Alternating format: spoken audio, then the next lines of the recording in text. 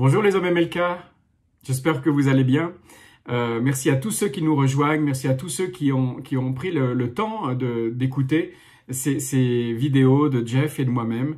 C'est vraiment un plaisir de pouvoir nous adresser à vous parce qu'on a besoin de cette solidarité entre hommes dans les moments que l'on traverse avec le Covid-19. Peut-être qu'il y en a certains qui ont perdu leur job, d'autres vous êtes au contraire complètement à l'inverse, vous êtes surbookés parce que vous êtes en télétravail, vous faites plus que d'habitude, ou bien vous sortez et vous êtes parmi ceux qui êtes au front. Et merci les gars, merci d'avoir ce courage de le faire pour tout le monde et de prendre des risques aussi pour que la vie de tous les jours soit rendue le plus facile possible pour tout le monde dans le confinement. Merci en tout cas de prendre ce temps pour être là avec nous. Et j'espère que vous aurez eu de l'inspiration par rapport à ce que je disais la dernière fois, par rapport à votre couple, pour ceux qui seraient en couple, que vous puissiez transformer ce moment de confinement en quelque chose de fabuleux pour vous, de romantique, qui va vraiment rebooster votre relation.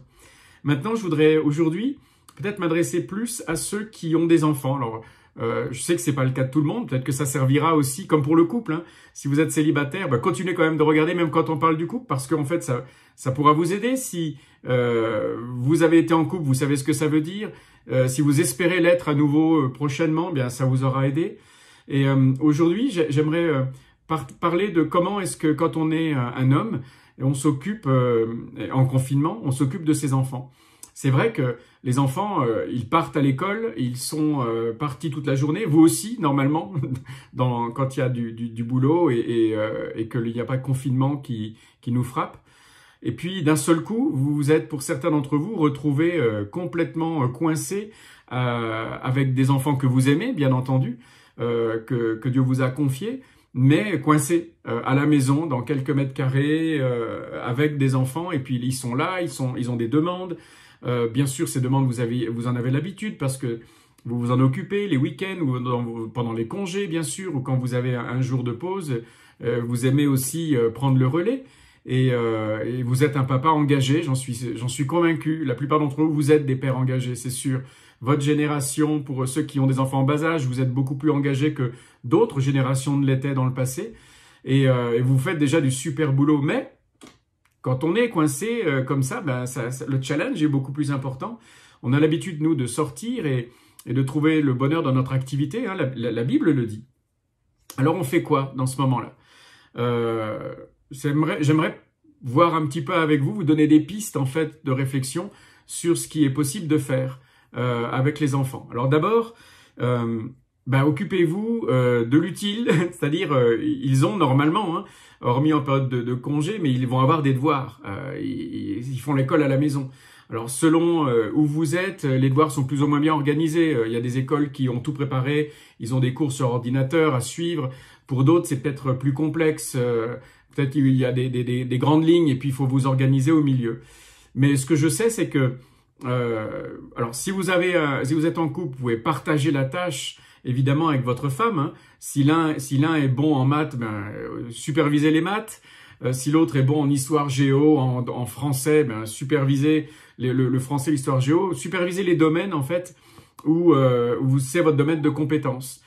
Soyez patient avec les enfants parce que évidemment, ils vont avoir à s'adapter. Ils se sont déjà adaptés à une nouvelle routine. Donc, pas trop de pression sur eux, pas trop de pression de résultats. Nous, on a une patience qui peut être limitée par rapport au travail d'un enfant. Donc, attention, si vous sentez que vous avez de la pression qui monte, vous vous énervez parce que votre enfant ne comprend pas assez vite quelque chose qui pour vous est simple, vous allez boire un verre d'eau, allez respirer dehors pendant 2 minutes en donnant une pause aux enfants, puis revenez. Ou bien donnez-leur à eux une pause pour que la pression redescende un petit peu. Passez à autre chose. S'ils bloquent sur un point, moi ça m'arrivait les maths, je bloquais et plus j'insistais, moi je comprenais. Hein. Donc si vos enfants sont comme vous ou comme moi je l'ai été sur certains points, quels qu'ils soient, si ça bloque, ça bloque. Donc n'insistez plus, passez à un autre sujet et puis après on peut revenir. Mais vous avez 2-3 heures par exemple par jour où vous allez avoir vos enfants, soyez concentrés uniquement, essayez pas de faire autre chose comme du télétravail en même temps, parce que vous allez être frustrés pour vous, pour votre travail, et puis vous allez être frustrés pour le travail de vos enfants. Donc, essayez vraiment d'être consacré entièrement quand vous vous occupez du travail dont ils ont besoin. Et puis, essayez de dédier un moment particulièrement consacré à ça et rien d'autre. Ensuite, le travail, ça peut être éducatif et fun. En fait, il y a quelques jours, par exemple, il y a eu une pleine lune.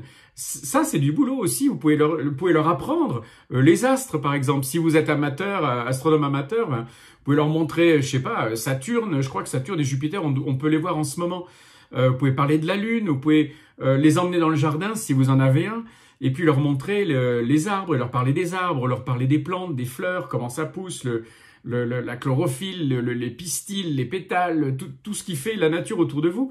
Montrez-leur les oiseaux, même si vous êtes en appart, peut-être qu'il y en a quand même qui passent dans votre quartier.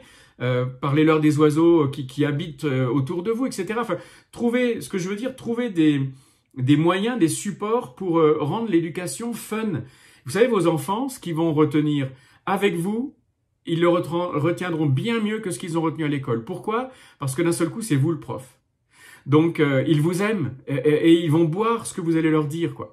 Donc, vous pouvez vraiment faire de la faune, de la flore, des étoiles, tout ça, un truc génial. Vous pouvez aussi regarder des vidéos ensemble. Si vous n'avez pas vraiment un environnement qui permette, regardez des vidéos de National Geographic ou de trucs que vous aimez et qui vont parler des animaux, parler de choses qui sont utiles et dans leur programme. Si vous pouvez le faire en plus, ce sera super, mais je peux vous garantir qu'ils vont aimer le faire avec vous. D'autres choses, moi je me rappelle quand j'avais demandé avec Rachel, on avait demandé à nos enfants ce qu'ils aimaient faire le plus avec nous. On s'attendait à des grands trucs et à notre grande surprise, nos 5 gars nous avaient dit des jeux de société.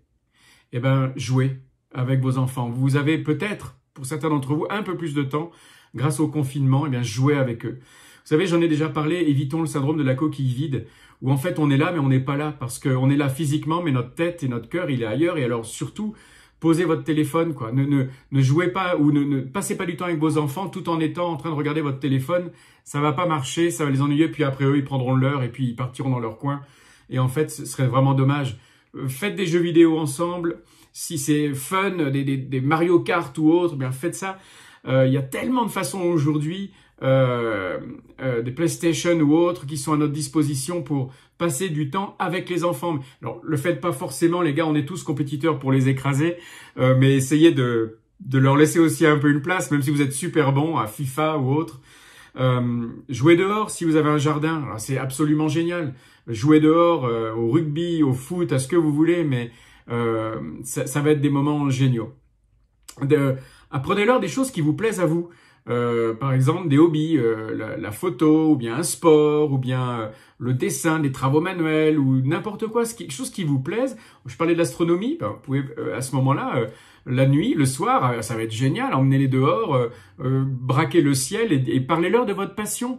Ils vont boire ce que vous allez leur dire. Une autre chose qui peut être sympa de faire avec vos enfants, c'est de leur raconter des histoires. Alors, certains ne sont peut-être pas doués pour ça. Prenez un livre et lisez une histoire d'un livre. Pas forcément un livre chrétien, mais si c'est un livre chrétien, c'est très bien. Il y a aussi de très bons livres qui racontent de très belles histoires que vous pouvez partager avec vos enfants. Faites-le. Bien sûr, il y a les histoires bibliques du soir. Souvent, vous vous êtes dit « Ah, j'ai pas le temps, je suis trop fatigué » ou bien c'est le moment, hein. Le soir ou pendant la journée ou le matin, racontez-leur des histoires de la Bible que vous avez aimées, des personnages que vous avez aimés. C'est super génial, ils vont se connecter à vous. Et moi, certains de mes fils m'ont dit, tu sais papa, ce qu'on a appris de la Bible avec toi, quand on faisait nos moments le matin, on se rend compte que c'est ça qui nous a enseigné le plus que tout le reste, que ce qu'on pouvait entendre à l'église et dans les prédications par exemple. Donc ne sous-estimez pas votre investissement, à ce niveau-là il est génial. Et puis je termine avec ça. Racontez votre histoire à vos enfants. Racontez-leur votre enfance. Racontez-leur comment vous avez grandi à l'époque des dinosaures où il n'y avait pas d'électricité ou pas d'ordinateur. Racontez-leur vos grands-parents qu'eux n'ont peut-être pas connus, sans doute pas d'ailleurs. Racontez-leur votre vie à vous. Ils vont avoir 1000 questions qu'ils vont avoir envie de vous poser. Alors profitez-en. Le confinement, transformez-le en une chance incroyable pour vous. Et vous allez voir que quand vous sortirez, Il y aura même certains qui auront de la tristesse de sortir du confinement et vous direz, ben maintenant, je veux vivre quelque chose de différent avec mes enfants. Dieu vous les a confiés, vous allez faire des choses extraordinaires avec eux. Un défi, eh bien, je vous mets au défi d'investir dans vos enfants et de nous raconter quels auront été vos plus beaux moments, vos plus belles émotions, vos plus fortes émotions avec eux. Moi, je suis sûr que ça va transformer votre point de vue et le leur, et de passer du temps avec eux et d'investir comme vous pouvez le faire maintenant. N'hésitez pas, vous ne serez pas déçus. Et dites-nous ce qui a marché, partagez-nous des témoignages. Il y en a, ils vont être bouleversants, on a envie de les entendre. À très bientôt.